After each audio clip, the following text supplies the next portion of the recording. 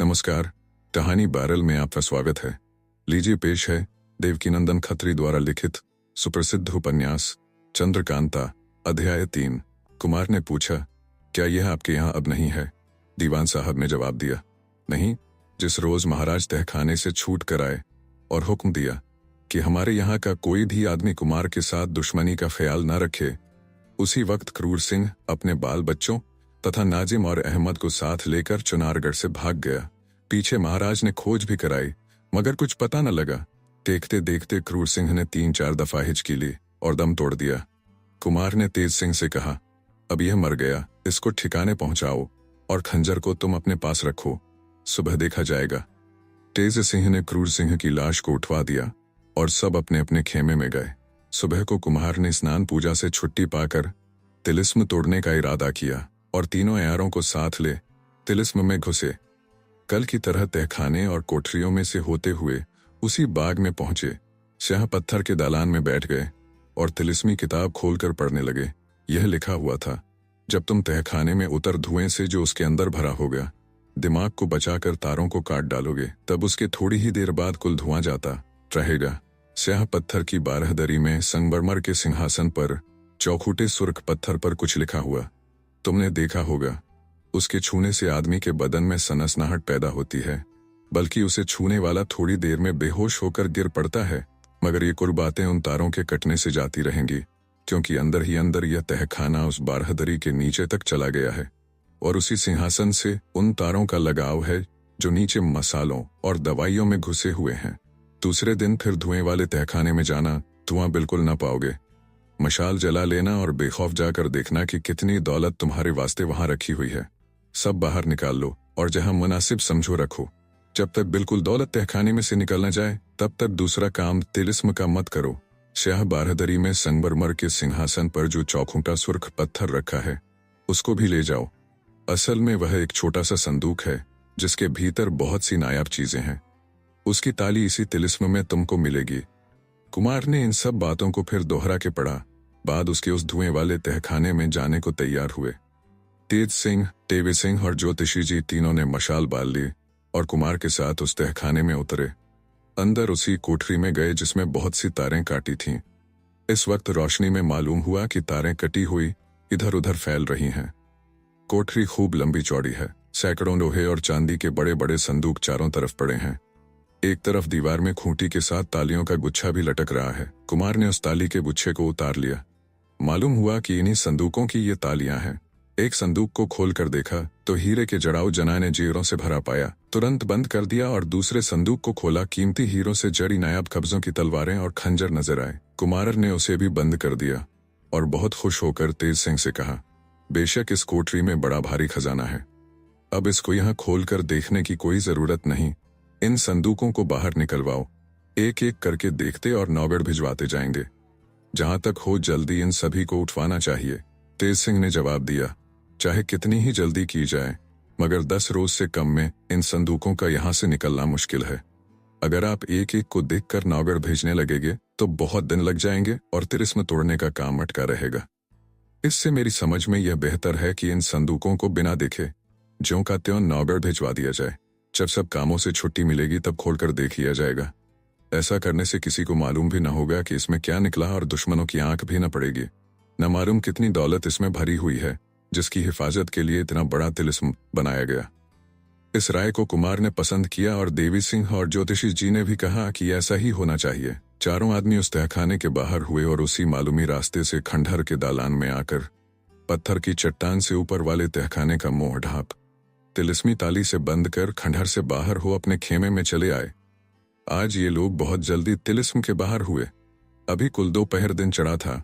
कुमार ने तिलिस्म की और खजाने की तालियों का गुच्छा तेज सिंह के हवाले किया और कहा कि अब तुम उन संदूकों को निकलवा कर नौगढ़ भेजवाने का इंतजाम करो। तेज सिंह को तिलिस्म में से खजाने के संदूकों को निकलवा कर नौगढ़ भेजवाने में कई दिन लगे, क्योंकि उसके साथ पहरे वगैरह का बहुत कुछ इंतजाम करना पड़ा।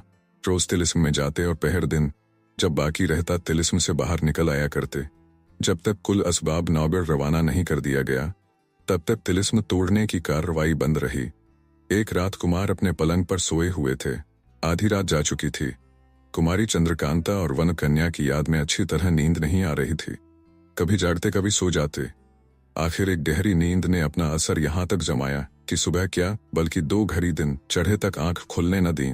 जब कुमार की नींद खुली, अपने को उस खेमे में न पाया जिसमें सोए थे अथवा जो तिलिस्म के पास जंगल में था, बल्कि उसकी जगह एक बहुत सजे हुए कमरे को देखा जिसकी छत में कई बेशकीमती झाड़ और शीशे लटक रहे थे। ताजुब में पड़ इधर उधर देखने लगे। मालूम हुआ कि यह एक बहुत भारी दीवान खाना है जिसमें 3 तरफ संगमरमर की दीवार और चौथी तरफ बड़े बड़े खूबसूरत दरवाजे हैं जो इस समय बंद हैं। दीवारों पर कई दीवारें लगी हुई हैं जिनमें दिन निकल आने पर भी अभी तक मोमबत्तियां जल रही हैं। ऊपर उसके चारों तरफ बड़ी बड़ी खूबसूरत और हसीन औरतों की तस्वीरें लटक रही थीं। लंबी दीवार के बीचों बीच एक तस्वीर आदमी के कद के बराबर सोने के चौखटे में जड़ी दीवार के साथ लगी हुई। कुमार की निगाह तमाम तस्वीरों पर से दौड़ती हुई उस बड़ी तस्वीर पर आकर अटक गई। सोचने लगे, बल्कि धीमी आवाज में इस तरह बोलने लगे जैसे अपने बगल में बैठे हुए किसी दोस्त को कोई कहता हो, आहा, इस तस्वीर से बढ़कर इस दीवान खाने में कोई चीज नहीं है, और बेशक यह तस्वीर भी उसी की है जिसके इश्क ने मुझे तबाह कर रखा है। वाह, क्या साफ भूली सूरत दिखलाई है। कुमार झट से उठ बैठे और उस तस्वीर के पास जाकर खड़े हो गए। दीवान खाने के दरवाजे बंद थे, मगर हर एक दरवाजे के ऊपर छोटे छोटे मोखे सुराख बने हुए थे जिनमें शीशे की पट्टियां लगी हुई थीं। उन्हीं में से सीधी रोशनी ठीक उस लंबी चौड़ी तस्वीर पर पड़ रही थी जिसको देखने के लिए कुमार पलंग पर से उतरकर उसके पास गए थे। असल में वह तस्वीर कुमारी चंद्रकांता की थी। कुमार उस तस्वीर के पास जाकर खड़े हो गए और फिर उसी तरह बोलने लगे जैसे किसी दूसरे को जो पास ही खड़ा हो सुना रहे हैं। आहा, क्या अच्छी और साफ तस्वीर बनी हुई है। इसमें ठीक उतना ही बड़ा कद है, वैसी ही बड़ी बड़ी आंखें हैं जिनमें काजल की लकीरें कैसी साफ मालूम हो रही हैं। आहा, गालों पर गुलाबीपन कैसा दिखलाया है। बारीक होंठों में पान की सुर्खी और मुस्कुराहट साफ मालूम हो रही है। कानों में बाले, माथे में बेंदी और नाक में नथ तो है ही है, मगर यह गले की गोप क्या ही अच्छी और साफ बनाई है जिसके बीच के चमकते हुए मानिक और अगल बगल के कुंदन की उभार। हसली में तो हद दर्जे की कारीगरी खर्च की गई है। सभी गहने अच्छे हैं, गले की माला, हाथों के बाजूबंद, कंगन, छंद, पहुंची, अंगूठी, सभी चीजें अच्छी बनाई हैं। और देखो, एक बगल चपला, दूसरी तरफ चंपा क्या मजे में अपनी ठुड्डी पर उंगली रखे खड़ी हैं। हाय, चंद्रकांता कहाँ होगी। इतना कह एक लंबी सांस ले एकटक उस तस्वीर की तरफ देखने लगे। ऊपर की तरफ कहीं से पाजेब की छन से आवाज आई जिसे सुनते ही कुमार चौंक पड़े। ऊपर की तरफ कई छोटी छोटी खिड़कियां थीं जो सब की सब बंद थीं। यह आवाज कहाँ से आई? इस घर में कौन औरत है? इस जगह में कब तो कुमार अपने पूरे होशो हवास में न थे, मगर अब चौंके और सोचने लगे, इस जगह में कैसे आ गया? कौन उठा लाया? उसने मेरे साथ बड़ी नेकी की जो मेरी प्यारी चंद्रकांता की तस्वीर मुझे दिखला दी। मगर कहीं ऐसा ना हो कि मैं यह बातें स्वप्न में देखता हूँ। जरूर यह स्वप्न है। चलो फिर उसी पलंग पर सो रहे। ये सोच फिर कुमार उसी पलंग पर आकर लेट गए। आंखें बंद कर लीं, मगर नींद कहाँ से आती। इतने में फिर पाजेब की आवाज ने कुमार को चौंका दिया। अब की दफा उठते ही सीधे दरवाजों की तरफ गए और 7 दरवाजों को धक्का दिया। सब खुल गए। एक छोटा सा हरा भरा बाग दिखाई पड़ा। दिन अनुमानत पहर भर के चढ़ चुका होगा। यह बाग बिल्कुल जंगली फूलों और लताओं से भरा हुआ था। बीच में एक छोटा सा तालाब भी दिखाई पड़ा। कुमार सीधे तालाब के पास चले गए जो बिल्कुल पत्थर का बना हुआ था। एक तरफ उसके खूबसूरत सीढ़ियां उतरने के लिए बनी हुई थीं। ऊपर उन सीढ़ियों के दोनों तरफ 2 बड़े बड़े जामुन के पेड़ लगे हुए थे जो बहुत ही घने थे। तमाम सीढ़ियों पर बल्कि कुछ जल तक उन दोनों की छाया पहुंची हुई थी और दोनों पेड़ों के नीचे छोटे छोटे संगमरमर के चबूतरे बने हुए थे। बाएं तरफ के चबूतरे पर नरम गलीचा बिछा हुआ था। बगल में एक टोमटीदार चांदी का गरवा, उसके पास ही शहतूत के पत्तों पर बना बनाया दातून एक तरफ से चिरा हुआ था। बगल में एक छोटी सी चांदी की चौकी पर धोती, गमछा और पहनने के खूबसूरत और कीमती कपड़े भी रखे हुए थे। दाहिनी तरफ वाले संगमरमर के चबूतरे पर चांदी की एक चौकी थी जिस पर पूजा का सामान धारा हुआ था। छोटे छोटे कई जड़ाऊ पंचपात्र, तश्तरी, कटोरियां सब साफ की हुई थीं और नरम ऊनी आसन बिछा हुआ था जिस पर एक छोटा सा बेल भी पड़ा था। कुमार इस बात पर गौर कर रहे थे कि वे कहाँ आ पहुंचे, उन्हें कौन लाया, इस जगह का नाम क्या है तथा यह बाग और कमरा किसका है। इतने में ही उस पेड़ की तरफ निगाह जा पड़ी जिसके नीचे पूजा का सब सामान सजाया हुआ था। एक कागज चिपका हुआ नजर पड़ा। उसके पास गए, देखा कि कुछ लिखा हुआ है। पढ़ा, यह लिखा था, कुंवर वीरेंद्र सिंह, ये सब सामान तुम्हारे ही वास्ते हैं। इसी बावड़ी में नहाओ और इन सब चीजों को बरतो, क्योंकि आज के दिन तुम हमारे मेहमान हो। कुमार और भी सोच में पड़ गए कि यह क्या, सामान तो इतना लंबा चौड़ा रखा गया है, मगर आदमी कोई भी नजर नहीं पड़ता। जरूर यह जगह परियों के रहने की है, और वे लोग भी इसी बाग में फिरती होंगी, मगर दिखाई नहीं पड़ती। अच्छा, इस बाग में पहले घूम कर देख लें कि क्या क्या है, फिर नहाना धोना होगा। आखिर इतना दिन तो चढ़ ही चुका है। अगर कहीं दरवाजा नजर पड़ा तो इस बाग के बाहर हो जाएंगे, मगर नहीं, इस बाग का मालिक कौन है और वह मुझे यहाँ क्यों लाया? जब तक इसका हाल मालूम ना हो, इस बाग से कैसे जाने को जी चाहेगा? यही सब सोचकर कुमार उस बाग में घूमने लगे।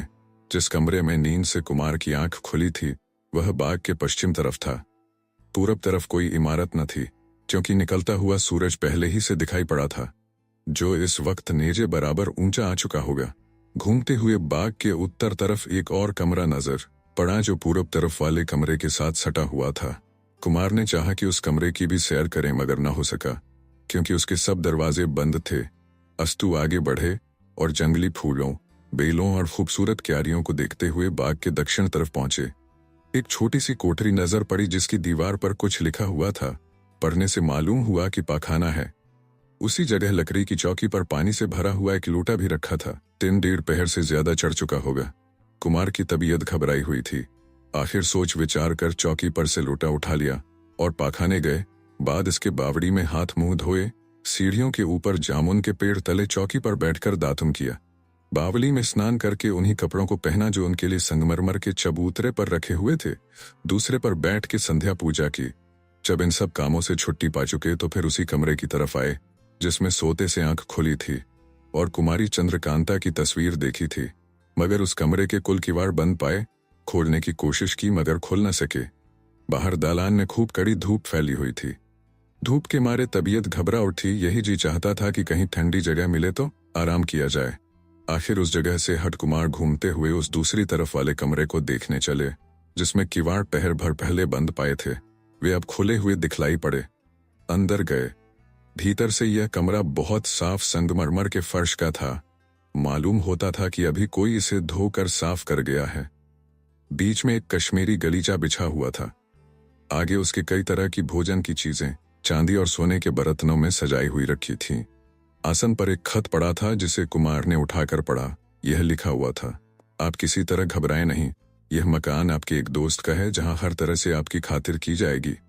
इस वक्त आप भोजन करके बगल की कोठरी में, जहां आपके लिए पलंग बिछा है, कुछ देर आराम करें। इसे पढ़कर कुमार जी में सोचने लगे कि अब क्या करना चाहिए। भूख बड़े जोर की लगी है, पर बिना मालिक के इन चीजों को खाने को जी नहीं चाहता, और कुछ पता भी नहीं लगता कि इस मकान का मालिक कौन है, जो छिप छिप कर हमारी खातिरदारी की चीजें तैयार कर रहा है। पर मालूम नहीं होता कि कौन किधर से आता है, कहाँ खाना बनाता है। मालिक मकान या उसके नौकर चाकर किस जगह रहते हैं या किस राह से आते जाते हैं। उन लोगों को जब इसी जगह छिपे रहना मंजूर था, तो मुझे यहाँ लाने की जरूरत ही क्या थी। उसी आसन पर बैठे हुए बड़ी देर तक कुमार तरह की बातें सोचते रहे, यहाँ तक कि भूख ने उन्हें बेताब कर दिया। आखिर कब तक भूखे रहते। लाचार भोजन की तरफ हाथ बढ़ाया, मगर फिर कुछ सोचकर रुक गए और हाथ खींच लिया। भोजन करने के लिए तैयार होकर फिर कुमार के रुक जाने से बड़े जोर के साथ हंसने की आवाज आई, जिसे सुनकर कुमार और भी हैरान हुए। इधर उधर देखने लगे, मगर कुछ पता न लगा। ऊपर की तरफ कई खिड़कियां दिखाई पड़ी, मगर कोई आदमी नजर न आया। कुमार ऊपर वाली खिड़कियों की तरफ देख ही रहे थे कि एक आवाज आई, आप भोजन करने में देर न कीजिए, कोई खतरे की जगह नहीं है। भूख के मारे कुमार विकल हो रहे थे। लाचार होकर खाने लगे। सब चीजें एक से एक स्वादिष्ट बनी हुई थीं। अच्छी तरह से भोजन करने के बाद कुमार उठे। एक तरफ हाथ धोने के लिए लोटे में जल रखा हुआ था। अपने हाथ से लोटा उठा, हाथ धोए और उस बगल वाली कोठरी की तरफ चले। जैसा कि पुर्जे में लिखा हुआ था, उसी के मुताबिक सोने के लिए उस कोठरी में निहायत खूबसूरत पलंग बिछा हुआ पाया। मसहरी पर लेटकर तरह तरह की बातें सोचने लगे। इस मकान का मालिक कौन है और मुलाकात न करने में उसने क्या फायदा सोचा है। यहाँ कब तक पड़े रहना होगा, वहां लश्कर वालों की हमारी खोज में क्या दशा होगी, इत्यादि बातों को सोचते सोचते कुमार को नींद आ गई। और बेखबर सो गए। 2 घंटे रात बीते तक कुमार सोए रहे। इसके बाद बीन की और उसके साथ ही किसी के गाने की आवाज कानों में पड़ी। झट आंखें खोल इधर उधर देखने लगे। मालूम हुआ कि यह वह कमरा नहीं है जिसमें भोजन करके सोए थे, बल्कि इस वक्त अपने को एक निहायत खूबसूरत सजी हुई बारहदरी में पाया, जिसके बाहर से बीन और गाने की आवाज आ रही थी। कुमार पलंग पर से उठे और बाहर देखने लगे।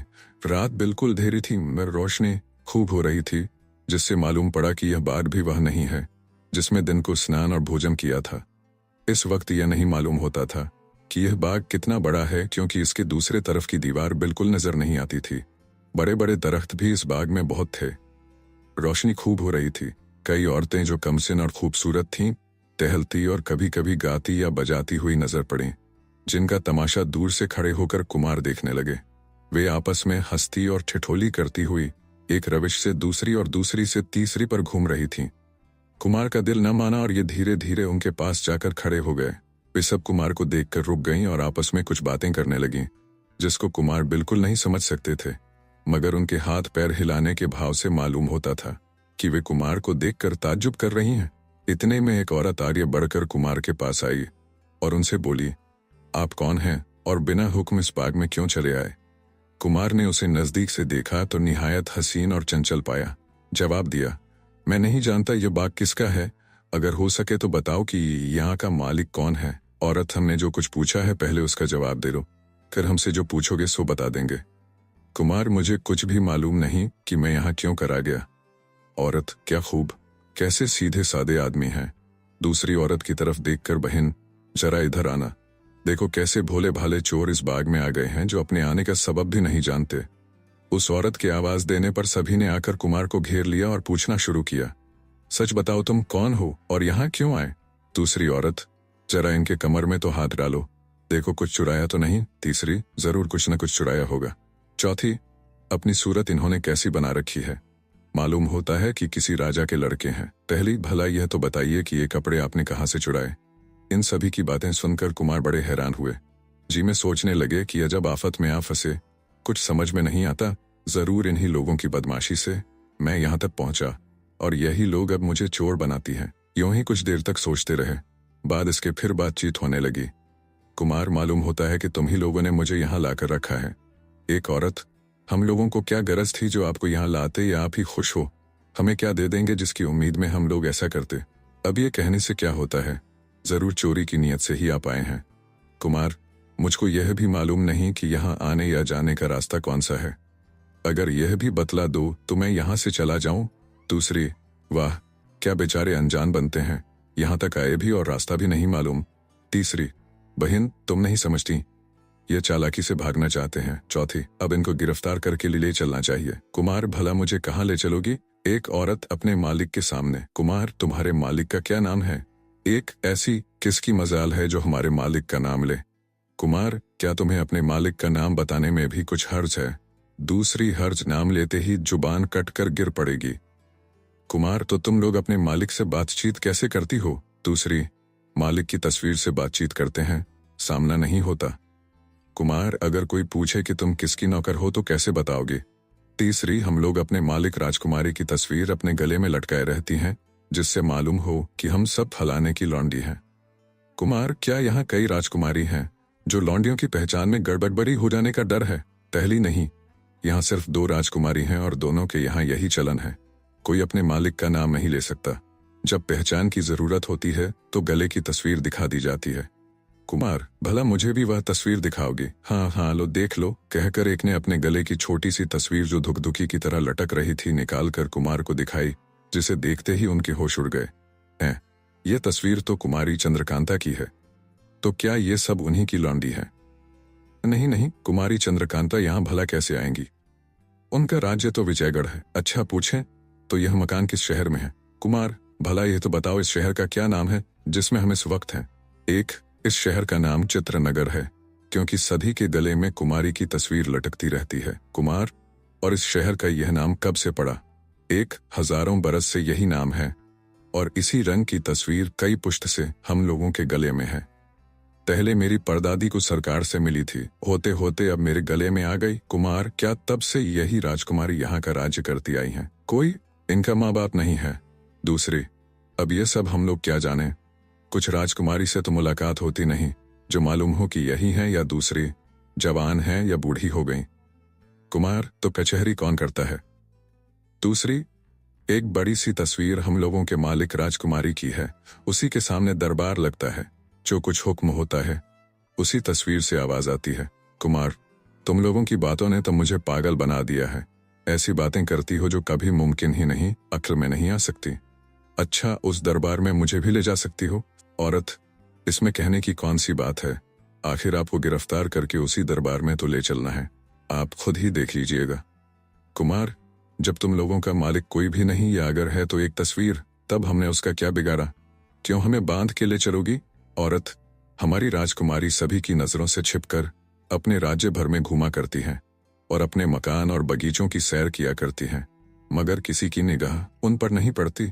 हम लोग रोज बाग और कमरों की सफाई करती हैं और रोज थी कमरों का सामान, फर्श, पलंग के बिछौने वगैरह ऐसे हो जाते हैं जैसे किसी के मसरफ इस्तेमाल में आए हों। वह रौंदे जाते और मैले भी हो जाते हैं। इससे मालूम होता है कि हमारी राजकुमारी सबों की नजरों से छिपकर घूमा करती हैं, जिनकी हजारों बरस की उम्र है और इसी तरह हमेशा जीती रहेंगी। दूसरी, बहन, तुम इनकी बातों का जवाब कब तक देती रहोगी? ये तो इसी तरह जान बचाना चाहते हैं। पहली नहीं, ये जरूर किसी रईस राजा के लड़के हैं। इनकी बातों का जवाब देना मुनासिब है और इनको इज्जत के साथ कैद करके दरबार में ले चलना चाहिए। तीसरी, भला इनका और इनके बाप का नाम धाम भी तो पूछ लो कि इसी तरह राजा का लड़का समझ लोगी। कुमार की तरफ देखकर, क्यों जी, आप किसके लड़के हैं और आपका नाम क्या है? कुमार, मैं नौगढ़ के महाराज सुरेंद्र सिंह का लड़का वीरेंद्र सिंह हूँ। इनका नाम सुनते ही वे सब खुश होकर आपस में कहने लगी, वाह, इनको तो जरूर पकड़ के ले चलना चाहिए, बहुत कुछ इनाम मिलेगा, क्योंकि इन्हीं को गिरफ्तार करने के लिए सरकार की तरफ से मुनादी की गई थी। इन्होंने बड़ा भारी नुकसान किया है, सरकारी तिलिस्म तोड़ डाला और खजाना लूट कर घर ले गए। अब इनसे बात न करनी चाहिए, जल्दी इनके हाथ पैर बांधो और इसी वक्त सरकार के पास ले चलो।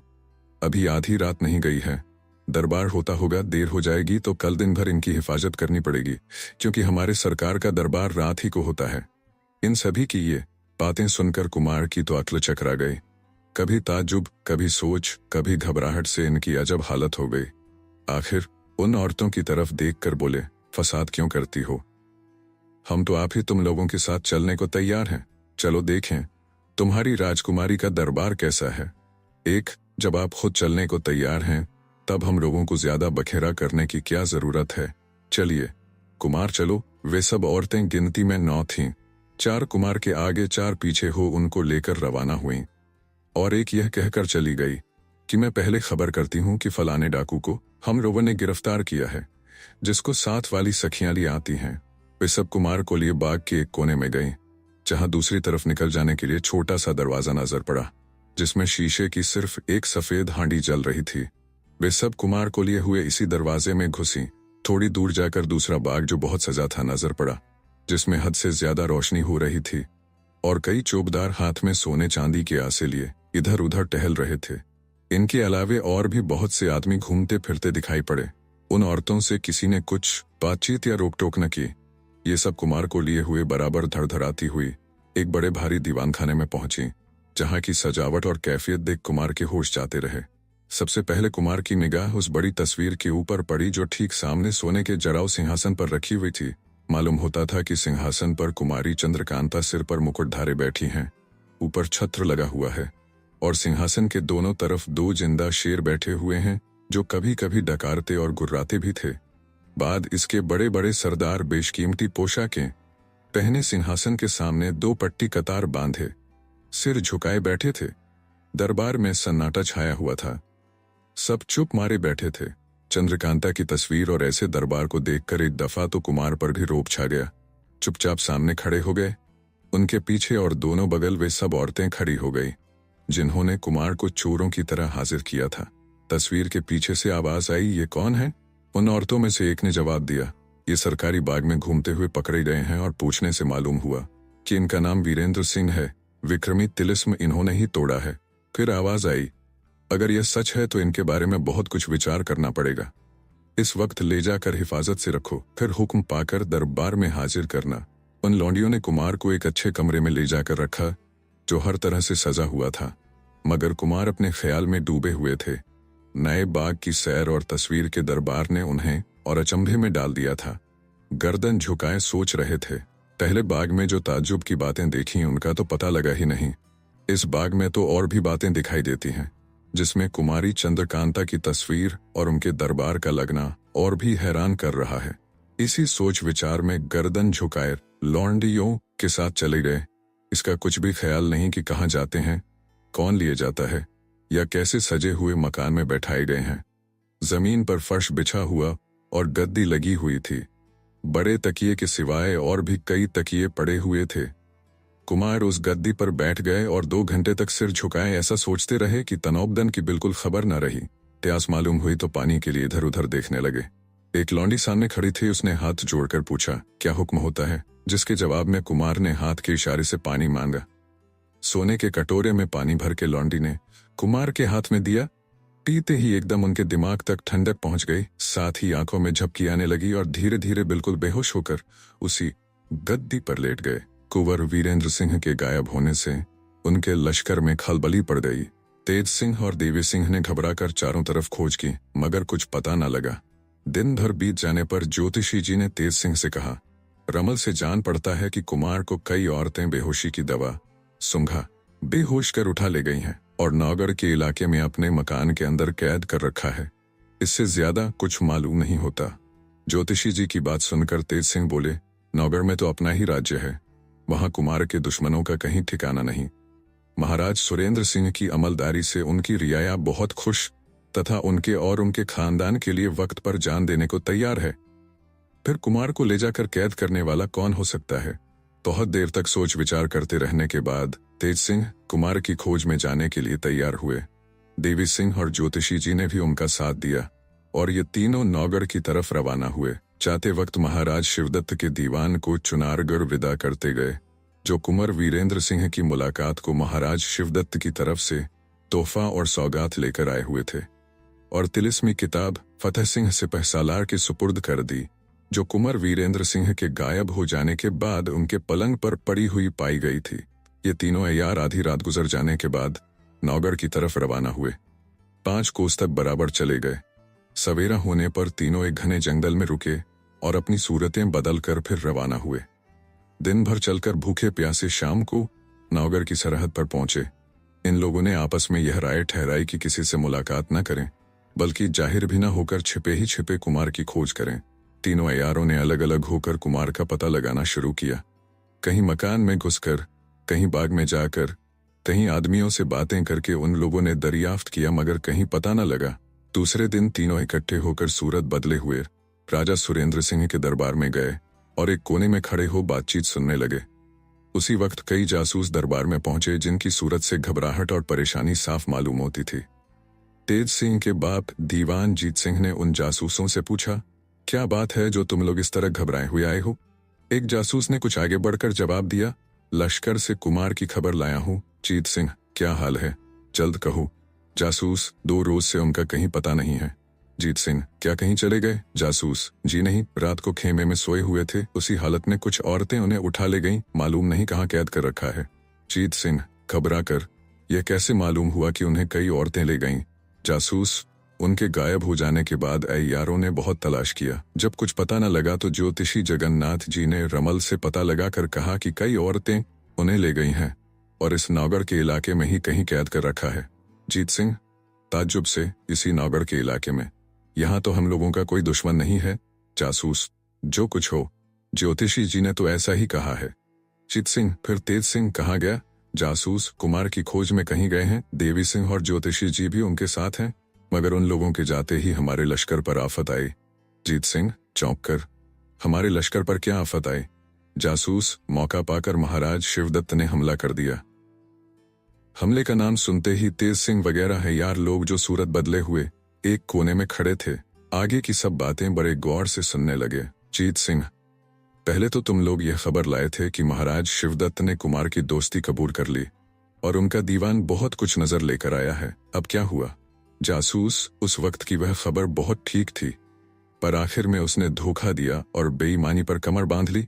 जीत सिंह, उसके हमले का क्या नतीजा हुआ?